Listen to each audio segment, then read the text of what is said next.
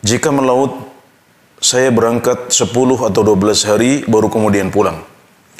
Perjalanan yang ditempuh sejauh 60 mil, bahkan lebih. Bolehkah saya melaksanakan sholat sunnah rawatib? Kadang sempat, kadang tidak. Dan bahkan sholat fardu pun hampir tidak dapat, seperti sholat subuh dan maghrib. Bagaimana cara saya mengqadha atau memaksimalkan sholat fardu dan sholat sunnah rawatib saya? Mohon penjelasannya secara detail. Barakallahu fiik. Sesuai dengan apa yang disampaikan oleh saudara Ismail ini, maka insyaallah kondisi beliau adalah kondisi musafir. Karena jarak yang ditempuh adalah 60 mil atau lebih, dan itu mendekati 100 km. Dan itu melebihi batas safar menurut jumhurul ulama atau sebagian besar ulama. Dan juga karena kondisi safarnya sampai 10 hari, 12 hari dengan jarak yang seperti itu, maka insya Allah kondisi saudara Ismail ini adalah kondisi musafir, wallahu ta'ala a'lam. Namun meskipun sedang safar, maka seorang muslim tetap wajib untuk menjaga kewajiban-kewajibannya kepada Allah subhanahu wa ta'ala. Karenanya hendaknya dia tetap bisa menjaga sholatnya dan tidak mengeluarkan sholat tersebut dari waktunya yang sudah ditetapkan oleh Allah subhanahu wa ta'ala. Karenanya untuk sholat subuh tidak boleh menyengaja untuk melakukan sholat ini di luar waktunya. Hukumnya adalah haram.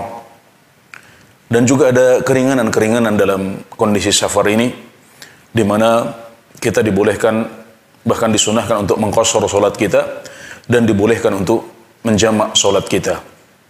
Karenanya untuk sholat zuhur dan asar bisa dilakukan secara jamak qashar. Kemudian sholat maghrib dan isya juga bisa dilakukan secara jamak dan qashar pula. Ini adalah keringanan yang bisa diambil oleh saudara Ismail dalam perjalanannya mencari ikan. Jadi untuk sholat zuhur dan asar, kemudian maghrib dan isya ada kelonggaran.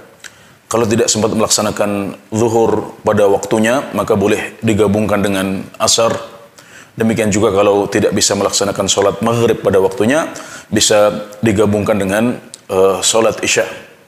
Adapun sholat subuh, maka dia harus dilaksanakan pada waktunya, yaitu setelah terbit fajar shadiq sampai sebelum terbitnya matahari.